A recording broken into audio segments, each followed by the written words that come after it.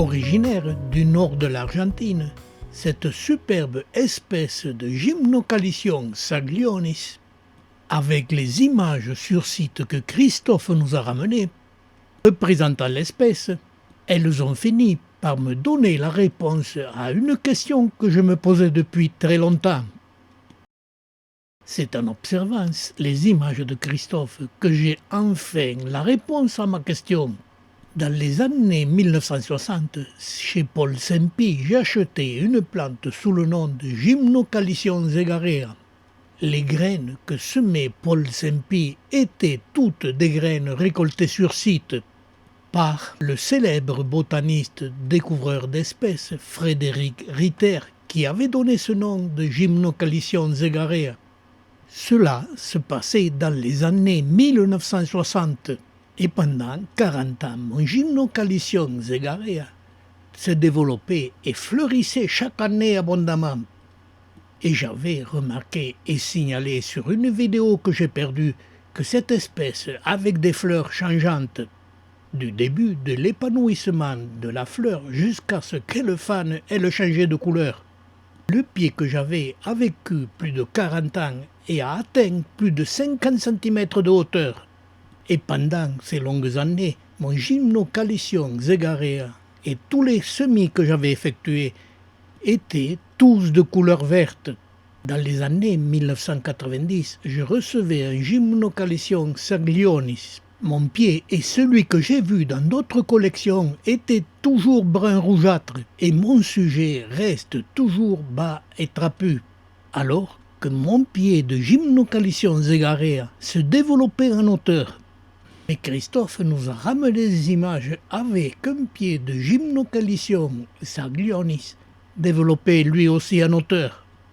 Et le constat que je fais, le développement en hauteur de ces Gymnocalcium se réalise sur des pieds très âgés, au bout d'une vingtaine d'années, parfois plus. Cette image nous montre aussi qu'à la base de ce très vieux pied, il y a un jeune sujet. Il a sans doute une dizaine d'années et ressemble à nos plantes dans les collections. Vu son diamètre égal au vieux pied, il doit fleurir abondamment, comme a fleuri mon jeune pied dans ma collection au bout de 4 ans. Cette image sur site nous montre aussi des pieds de Gymnocalcium zegarea prolifères. Et depuis quelques années, je remarque que mon pied de Gymnocalcium saglioni commence par se développer en hauteur, par perdre sur sa base sa couleur brun rougeâtre. Conclusion, il devrait y avoir qu'une seule espèce, mais avec des petites variations, mais qui se traduisent par semis d'une souche à l'autre. Le pied de Gymnocalcium saglioni au printemps développe de très beaux aiguillons colorés, ce qui annonce une très belle floraison.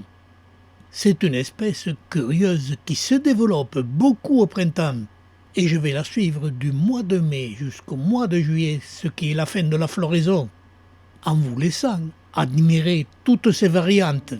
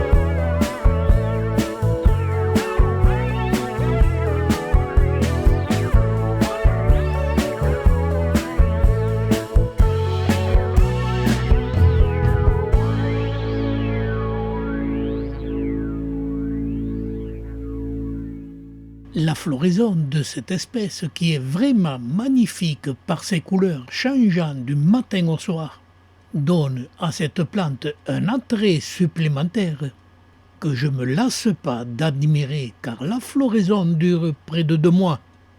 Mais je fais une autre observation sur mon Gymnocalycium égaré. Je n'avais qu'un seul pied et chaque fleur me donnait des fruits. Verdâtres quand ils étaient mûrs, on s'apercevait de leur maturité. Quand ils se gonflaient, se fendaient en livrant leurs graines. Dernière observation de différence, sur la photo que nous a ramenée Christophe, les fruits sont rouges. Et je m'aperçois que je n'ai pas encore de réponse à ma question. Y a-t-il 2 espèces ?